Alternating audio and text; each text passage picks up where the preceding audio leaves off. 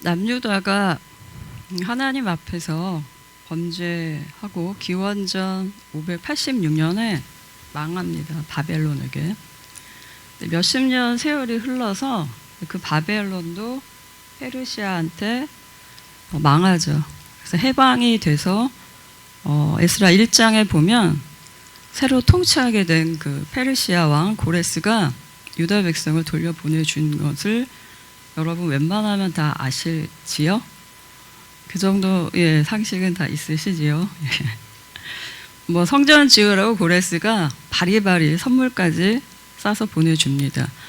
수룹바벨이라는 사람을 대표로 해서 유다로 귀환합니다. 물론 다 돌아온 건 아니라 이제 현재 남아있는 사람도 있어요. 그래서 그것을 이제 538년에 1차 포로 귀환이라고 이야기합니다. 근데 그 유다 망하고 나서요, 포로로 끌려갔던 사람 중에 일부가 돌아왔는데, 나라 망했을 때 사실 다 끌려간 건 아니라 그 유다에 남아있던 사람들도 있었습니다. 그러니까 바벨론이 생각하기에 뭐 끌고 가봤자 별로 도움이 안 되겠다 싶은 아주 가난한 사람들, 가책민들은 그냥 여기 있어 그래서 냅두고 좀 쓸만한 사람들을 끌고 왔어요. 그 남겨둔 자들을 1차 포로 귀환자들이 보니까 어떤 유다의 공동체, 그러니까 어떤 그 정체성을 유지하고 있었던 것이 아니라 망하고 나서 몇십 년이 흘렀죠.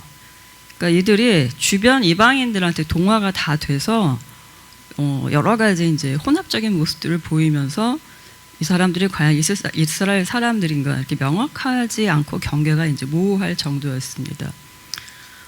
1차로 돌아왔던 사람들도 마찬가지였어요. 처음에는 이제 정말 뭔가를 해보겠다고 이제 왔지만 오늘 본문인 에스라가 등장할 때까지 한 80년 정도의 세월의 차이가 있습니다. 에스라는 2차 귀환자거든요.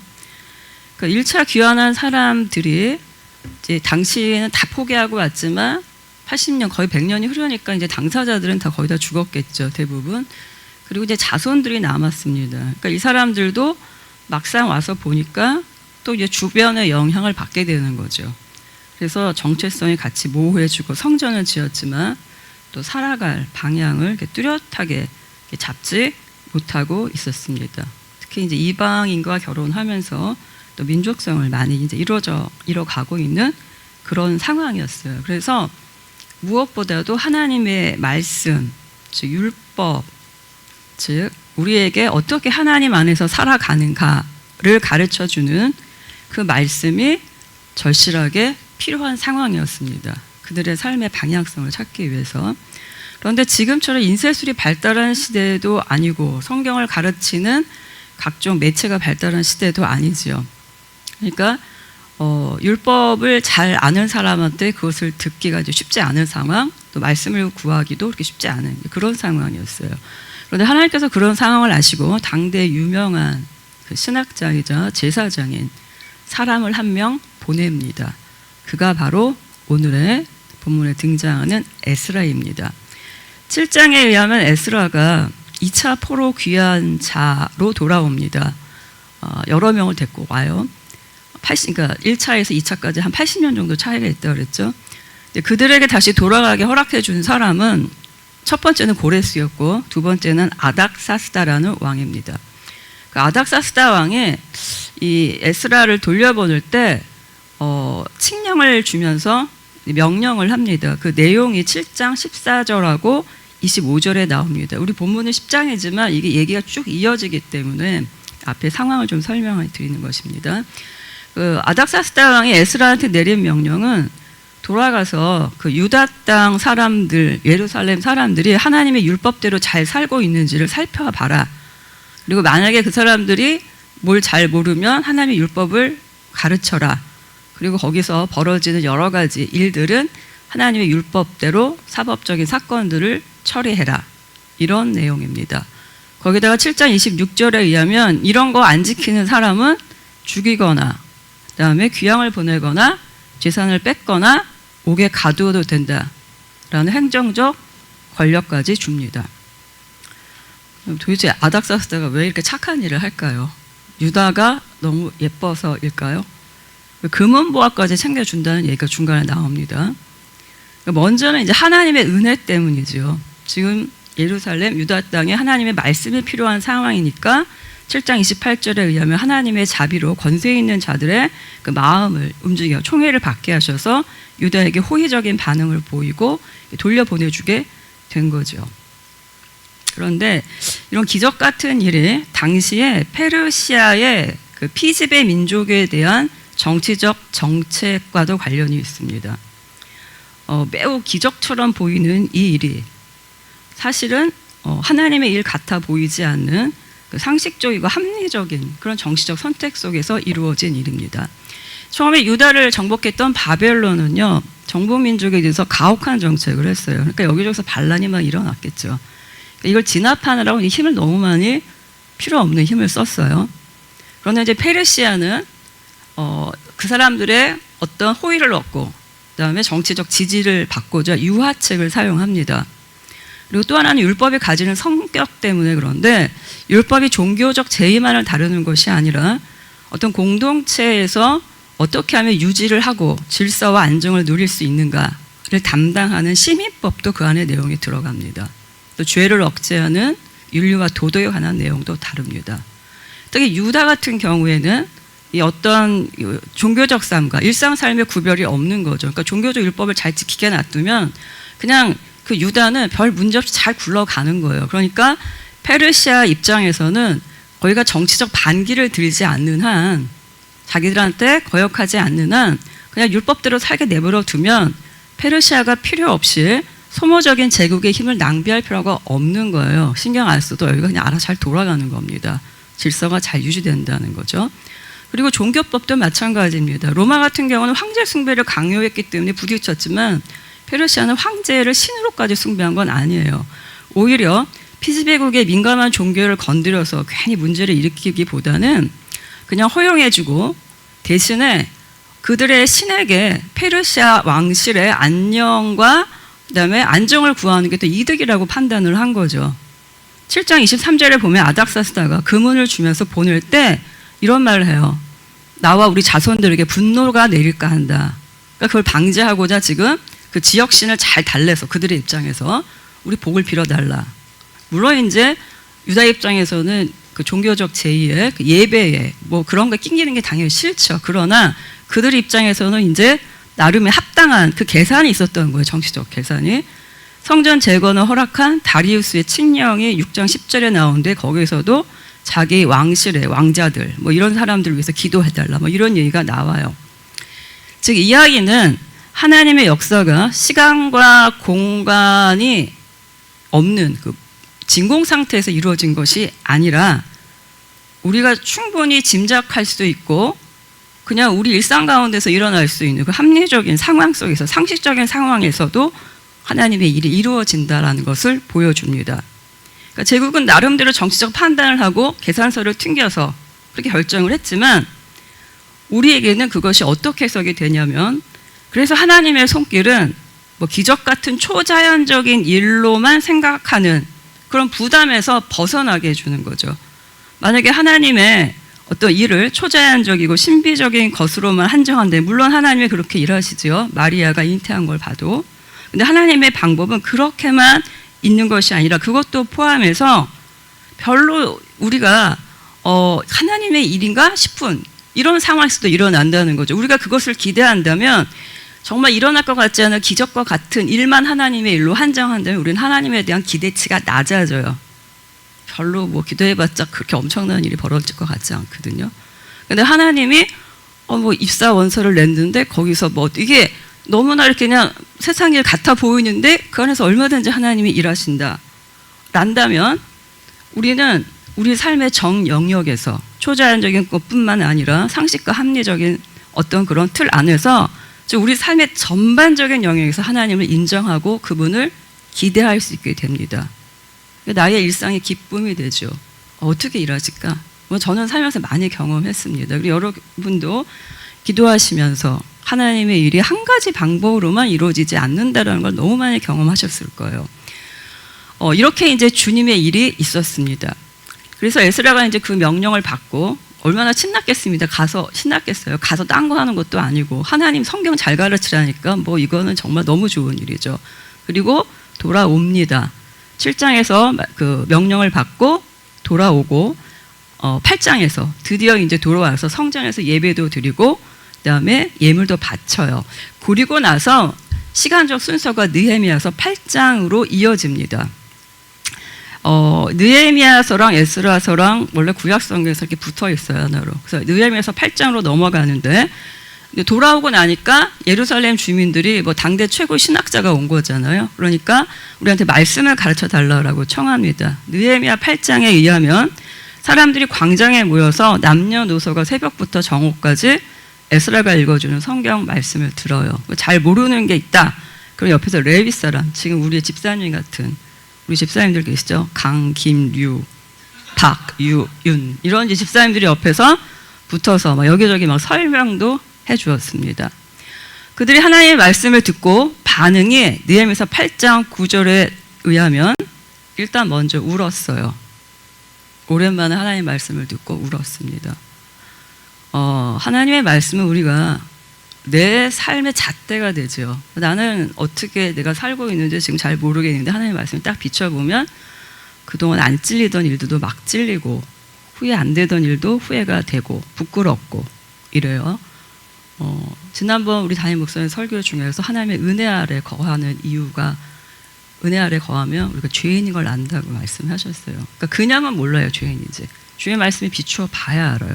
그러니까 그동안 이제 자신들의 어떤 그 선택과 행동이 너무 기가 막히니까 울었어요. 그런데 그 뒤로 가면 다시 기뻐합니다. 왜냐하면 이제는 다시 어떻게 살아가야 할지 그 지침을 얻었기 때문이죠.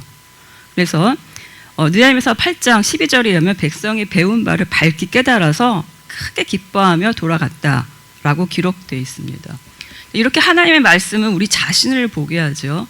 이제 죄를 깨닫게 하고 우리가 어떻게 살아갈지 그 따라갈 길을 보여줍니다. 그리고 우리에게 살아갈 힘과 기쁨이 되죠. 그리고 다시 에스라 9장으로 옵니다. 9장을 보면은 이제 이 일이 있은 후에 그래요. 그러니까 이렇게 율법 다 낭독하고 나서 사람들이 이제 깨달았어요. 그냥저냥 막 살았는데 이제 자기들이 많이 죄를 저질렀고 이렇게 살면 안 된다는 걸 알았는데 그 중에 특히 이방인들과의 결혼 문제가 그들 집단 내에서 굉장히 중요한 이슈로 떠오르게 됐습니다. 9장에서 에스라가 이방인과 결혼으로 공동체가 범죄했다는 말을 듣고 이 집단적인 범죄 앞에 회개하며 이제 기도해요. 그러고 나서 오늘의 본문이 10장 초반부에 이스라엘 지도자급 인물들이 이제 우리가 하나님 말씀대로 이 문제를 처리하겠다. 이방인들과 관계를 끊겠다. 에스라를 돕겠다라고 맹세를 합니다. 그리고 나서 이제 오늘의 본문이 7절이 시작이 됩니다. 에스라가 일단 7절에서 8절에서 백성들을 다 불러 모읍니다. 이 소집에 명령에 안 오면 재산도 몰수하고 공동체에서 축출하겠다. 이렇게까지 얘기를 합니다. 이게 가능했던 이유가 아닥사스다 왕이 돌려보낼 때 율법대로 안 행하면 재산도 몰수하고 죽이고 귀양도 보내라고 다 행정적인 권력을 줬지요. 그래서 아닥사스다 왕이 무서워서라도 모였는데 사실 본문을 보면 아닥사스다 왕이 무서워서라기보다도 10절에 의하면 백성들이 모여서 하나님의 성전 앞에서 떨고 있었다라는 표현이 나옵니다. 그러니까 얼마 전에 하나님 말씀에 대한 집단적 교육이 있었죠. 그 죄를 알았고 자신들의 공동체에 일어난 그 죄가 미치는 파급력을 알았기 때문에 두려웠어요. 한마디로 새롭게 인식한 하나님이 두렵고 그 안에서 행한 죄가 두려워서 그렇게 이제 모두 모였던 거죠. 거기다가 갑자기 큰 비까지 막 내리니까 더 두려웠어요. 사태의 심각성이 지금 자연상으로까지 막 드러났던 거죠. 10절에서 11절에 의하면 에스라가 상황을 정리하며 이야기합니다. 이 공동체가 행한 범죄가 무엇인지 그리고 그것을 위한 해결 방법입니다. 먼저 구체적으로 에스라가 먼저 요구한 게 이방인하고 관계를 끊으라고 말합니다. 주변에 이제 다른 문화, 다른 우상을 숭배하는 고대인들의 그 신개념은요, 우주를 창조한 유일신이 아니라 이스라엘은 이렇게 갖고 있었지만 대부분의 그 사람들은 지역신이에요. 그러니까 블레셋 지역을 관장하는 신. 그러니까 지역마다 신이 몇백 개씩 있는 거예요. 그러니까 이 사람들한테 계속 같이 있는, 그러니까 A민족한테 갔다. 그럼 A민족의 신이 또 있고 B민족한테 뭐 너무 신이 많아요. 그러니까 우상숭배의 유혹에 빠지기 쉬운데 그들하고 관계를 교류를 하다 보면 당연히 사고방식 영향을 받고 이미 유다 공동체는 거기에 너무 많이 물들어 있는 상황이었어요. 이방인하고 관계를 끊으라고 말합니다. 글쎄요, 그것도 조금 쉽지는 않겠지만 오케이, 거기까지 했는데 더 크게 이제 요구하는 게 있어요. 이번에는 이미 결혼해서 살아온 부인들까지 인연을 내쫓으라는 얘기죠. 끊으라고 말합니다. 뒤에 44절에 의하면 이미 자식까지 있는 경우가 있었다고 해요. 어떻게 그럴 수 있을까요? 그런데 신기하게도 백성들이 옳다고 알았다고 또 그렇게 하겠다라고 이야기합니다. 13절에서 14절에서는 구체적인 실행 방법이 나옵니다. 근데 당장은 좀 힘들다. 지금 장마철이라서 모이기도 힘든데 또 일이 워낙 크니까 하루 이틀에 해결할 수 있는 게 아니라 시간을 갖고 이렇게 조사를 해서 그 다음에 이제 이 문제를 처리하자라고 얘기를 해요. 15절에 의하면 반대하는 사람들이 좀 등장하는데 몇 명 안 돼요. 그러니까 대부분의 여론은 그렇게 하자 쪽입니다. 16절에서 17절에 의하면 대표들을 뽑아서 조사를 하고 한 3개월에 걸쳐 조사했다니까 굉장히 대규모라는 얘기죠. 18절부터는 그 사람들의 명단, 그러니까 어떻게 하면 생각하면 수치스러운 명단이죠. 쭉 나옵니다. 몇천 년 동안 지금 회자가 되고 있는 그 명단이 쭉 나오는데 제사장부터 시작해서 일반인 명단까지 쭉 나옵니다. 이들은 결국 공동체 의결에 따라서 아내와 인연을 끊게 되는 거죠. 걱정이 막 되죠.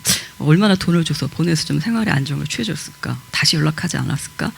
근데 그 성경은 그것에 대해서는 기록하지 않아요.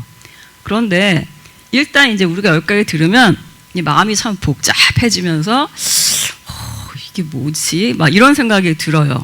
이게 과연 옳은 일인지. 너무 비인간적인 거 아닌가? 윤리적이지도 않지 않은가? 그리고 하나님에 대한 퀘스천 마크가 생기기 시작하는 거죠. 그럼 이제 이런 명령의 가지는 의미가 무엇인지 한번 생각을 해보겠습니다. 먼저 이건 율법이 말한 것에 대한 금지를 어긴 거예요. 앞장의 9장 11절에서 12절, 14절 그리고 신명기 7장 3절과 7절 등에 의하면 하나님께서 주신 말씀이 있어요. 그러니까 출애굽한 다음에 가나안을 점령해서 그 땅을 정복해서 살 때 그 가나안 주민들과 서로 결혼하지 말라고, 교류하지 말라고 명령을 하셨어요. 어떤 민족적 우월감 때문에 그런 것이 아니라 그쪽의 문화 때문에 그래서 같이 섞여 살다 보면 영향을 받기 때문에 하나님의 백성으로 살지 못할 위험이 너무나 크기 때문에 그렇게 말씀하신 거죠. 그렇다고 해서 성경의 모든 국제결혼을 거부한 것이다. 그렇지는 않아요. 모압 여인 룻이 유대 여인보다 더 아름답게 그려졌죠. 그 다음에 여호수아를 정복전쟁을 도울 라합은 또 얼마나 용감한 여인으로 또 그려져 있습니까? 디모데도 아버지가 유대인이 아니었어요. 그러니까 이 말씀을 현대에 그대로 적용해서 모든 국제결혼을 하지 말아야 된다, 혹은 불신자랑 결혼했으면 당장 이혼해야 된다, 그런 말씀이 전혀 아닙니다. 그렇게 문자적으로 적용할 수 없지요. 그러나 당시에 이 명령이 중요했던 이유는 이스라엘을 건국하는 초기에는 아직 그 땅을 정착하는 과정이었기 때문에 이 민족성을, 정체성을 확실하게 정립해야 되는 단계였기 때문에 신명기에서 강조를 했던 거고, 지금 다시 에스라가 여기서 강조하는 것도 다시 제2의 출애굽이라고 할 만한 민족을 다시 세우는 일이기 때문에 그렇습니다. 유다 망했잖아요. 포로로 끌려갔죠. 망하고 150년 정도 흐른 상황이에요. 1차 귀환한 자들하고 한 80년도 차이가 나고, 그리고 일제 36년만 지배받았어도 지금까지도 얼마나 그 잔재가 남아있어요. 그러니 이제 다시 한번 나라를 건설해야 되고, 유다 망하는 거 본 당사자들도 아니고 포로 갔다 온 당사자들도 아니고 그 후손들, 2차 귀환자들도 후손들이고, 그러니까 이게 지금 조상들이 말했던 그 관습을 지금 더듬어 찾아가면서 자기들의 나라를 세워야 될 판인데 뭐가 하나 무너지면 지금 안 되는 아주 급박한 상황이지요. 또 당시에 유다 민족이 주변 민족하고 많이 혼합되어 있고 혼잡되어 있어서 구별이 힘든 그런 상황도 한몫을 했습니다. 이방 문화의 영향을 가장 많이 주는 게 바로 그들과 함께 사는 배우자지요. 특히 문제가 됐던 건 9장 1절에서 2절에 의하면 지도자급 인사들이 앞장서서 이방인과 관계를 끊지 않고 그들의 문화와 행동, 그들이 하는 것을 따라한다라고 표현되어 있습니다. 영향을 준 게 아니라 오히려 영향을 받고 있었던 거죠. 그러니까 지금 유다 공동체의 정체성의 위기가 생긴 것입니다. 게다가 9장 7절 이하를 보면 이들의 조상은 하나님을 잘 안 믿다가 하나님 말씀을 어기다가 나라가 망하고 다 죽어가고 포로로 끌려갔어요. 그러니까 이 후손들에게는 이 하나님 백성으로 살아가는 일이 그냥 하고 싶으면 하고 말고 싶으면 말 일이 아니라 죽고 사는 문제였고, 나라를 다시 찾느냐 아니면 어떤 지배 민족의 어떤 그 식민지로 사느냐 뭐 이런 문제였다는 거예요. 근데 그렇다면 그들은 그런데 그러면 현대의 우리한테는 도대체 뭔 상관이냐는 거죠. 질문은. 뭐 하나님의 명령을 따르려면 꼭 그렇게 뭐 이방 배우자와 자녀를 포기해야 하는 아주 이런 잔인한 방식으로 또 이렇게 막 절절하게 나라가 넘어갈 판이라는 그 위기 앞에서만 꼭 이렇게 극단적으로 해야 되는가, 이런 질문도 생길 수가 있어요.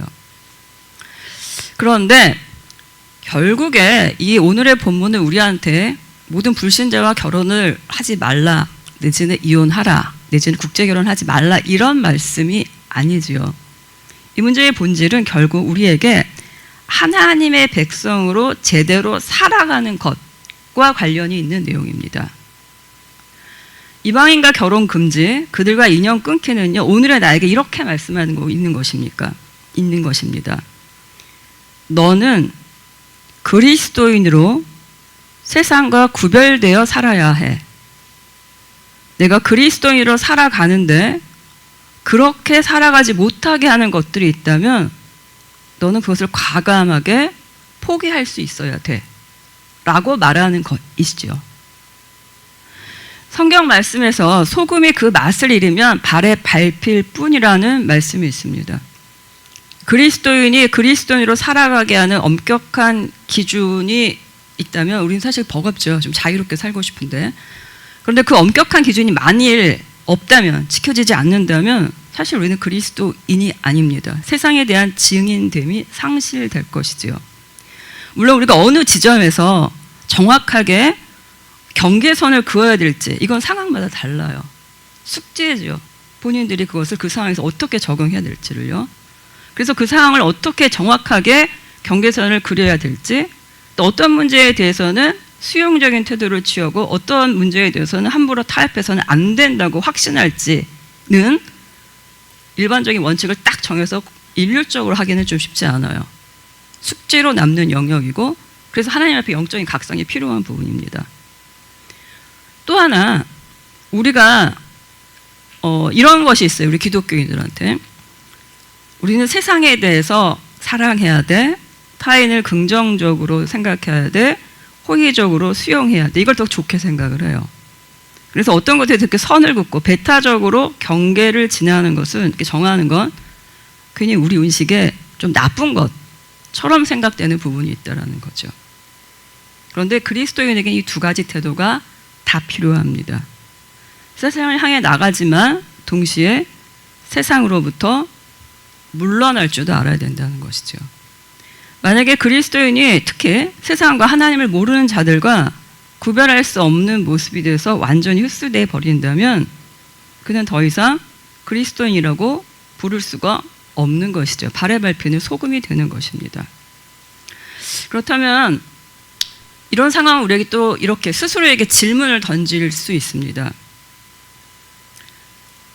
여러분은요, 정말 여기 계신 모든 분들, 신학하신 분도 계시고 사역자도 많고 저도 포함해서 정말로 그리스도인으로 그렇게 구별돼서 살아가고 계십니까? 저부터 좀 자신이 그렇게 많지는 않아요, 사실. 또 그 정체성을 잘 유지하고 계십니까? 만약에 여러분한테 내가 그리스도인으로 살아가는데 뭔가 자꾸 걸리는 것이 있다면 그것은 어떤 것인가요? 각자에게. 어떤 사람인가요? 아니면 조직인가요? 아니면 경제적인 압박인가요? 뭐 아니면 기타 등등인가요? 그리고 가장 중요한 질문이 남았습니다. 그 방해하는 요소에 대해서 여러분은 거룩한 분노를 느끼십니까? 내가 하나님의 백성으로 살아가는 이 가치를 무너뜨리는 것에 대해 분노하고 계십니까? 저는 분노해야 된다고 생각합니다. 어쩔 수 없는 것이라고 받아들이는 것이 아니라 적어도 저는 거기에 대해서 저항해야 된다고 생각합니다. 대부분의 성도는요, 하나님의 백성으로 잘 살아가고 싶어요. 그런데 현실은 여러 가지 것들이 이렇게 자꾸 그리스도인으로 살아가는데 넘어뜨리려는 공격이 너무나 많습니다. 그래서 때로는 그것을 지키기 위해서 세상과 평화를 유지하고 싶지만 어떤 때는 나 자신과 또 세상과 싸워야 될 때가 당연히 우리에게 있습니다. 따라서 그들에게 하나님 백성으로 살기 위해서 그러니까 아내를 버리는 그 정도까지 이방 결혼에 무효가 요구되는 희생이 있었다면 지금의 나에게도 그리스도인으로 살기 위해서는 이 현대적 상황에서 나름의 헌신과 버림이라는 질문이 따라온다는 것이죠. 즉 그리스도인으로 제대로 살기 위해 포기할 것, 내게 중요한 어떤 것을 내려놓을 것 이라는 요구가 없다면 지금 그건 내가 그리스도인으로 뭔가가 살아가는데 한참을 멀리 떠나 있다라고도 이야기할 수 있을 것입니다. 제가 조금 전에 질문을 드렸죠. 그리스도인으로서 정체성을 갖고 있는가? 잘 유지하고 있는가? 또 그들에게 이방인과의 결혼처럼 그 정체성을 유지하는 데 있어서 어렵게 만드는 것이 있다면 그것이 무엇인가? 이렇게 질문을 했어요. 그런데 이 질문은요, 바로 그 다음 단계의 질문과 연결이 됩니다. 내가 만약에 그것을 끊어내지 못한다면, 내가 그것을 과감하게 버리지 못한다면 도대체 왜 그런 것인가? 라는 부분입니다. 물론 내가 이렇게 하지 못하는 이유 중에는요, 내가 어찌할 수 없는 구조적인 어떤 한계 때문에 그런 것일 수도 있습니다. 예를 들어서 북한 주민이라면 뭐 아무리 주님 잘 믿고 싶어도 국가 체제 앞에서 혼자 어떻게 그걸 무너뜨리겠어요, 개인이. 내 마음대로 예수님 믿기가 쉽지 않아요. 목숨 부지하기도 어렵죠.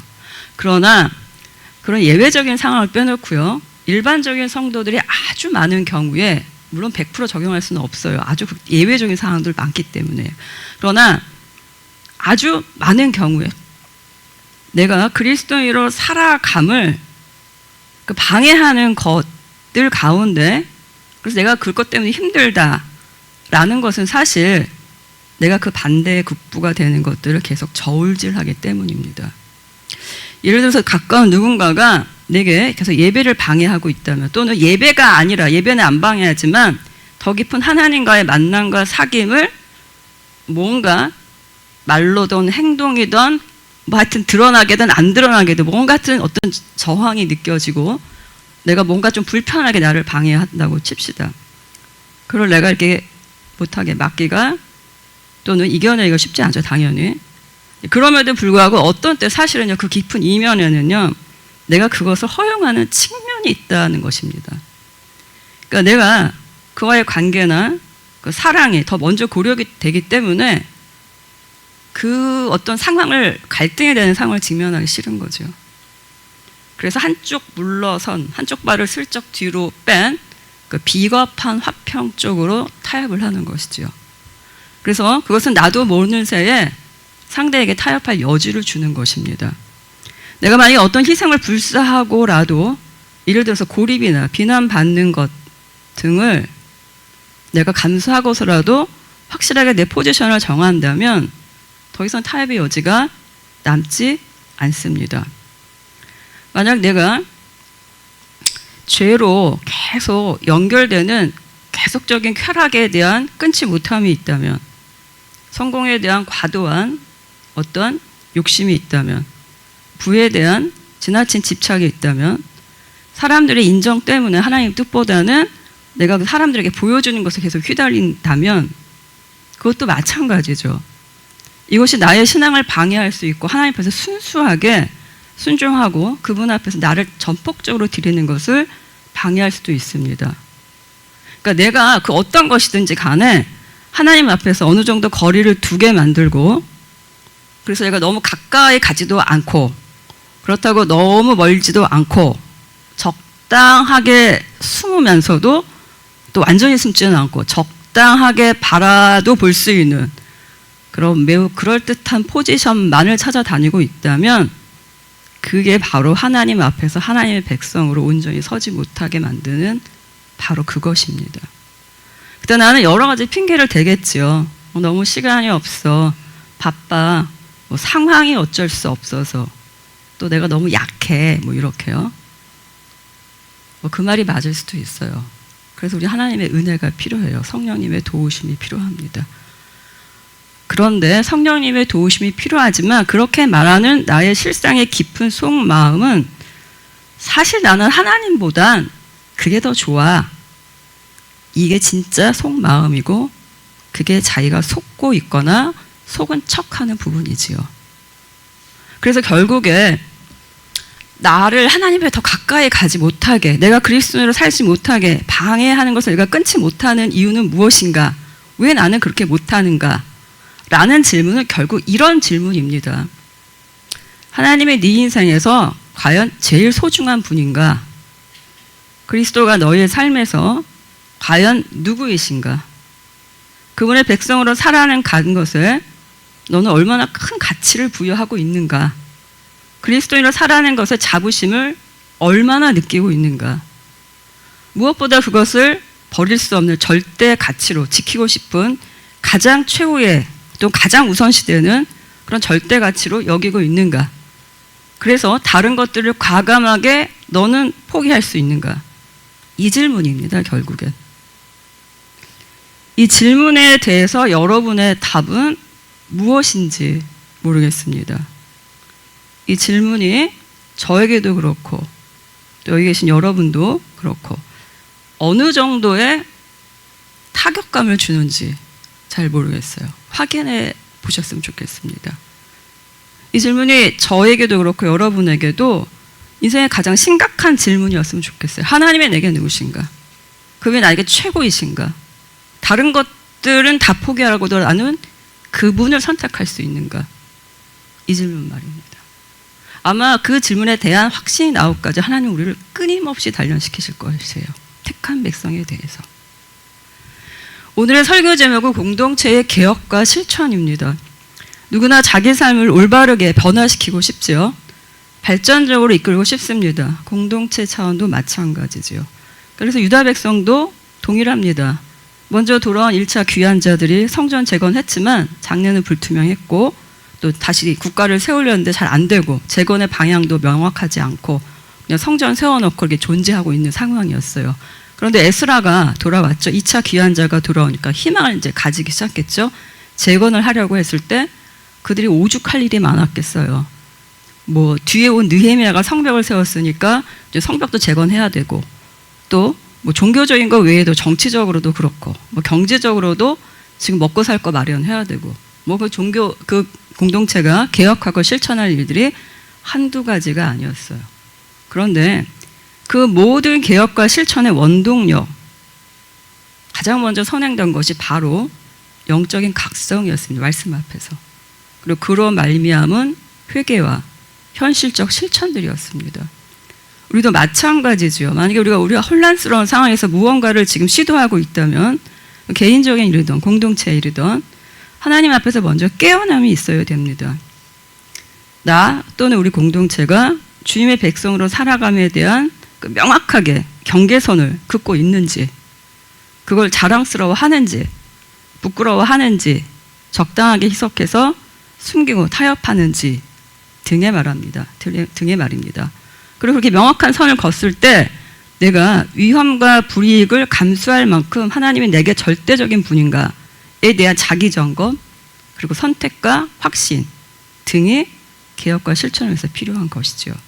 지금 말씀 앞에서 내가 혹은 우리의 공동체가 하나님의 백성으로 살아가는데 어떠한 방해를 받고 있는지, 그것을 제어하지 못하는 이유가 무엇인지에 대한 그 각성 말입니다. 말씀 앞에서는 각성.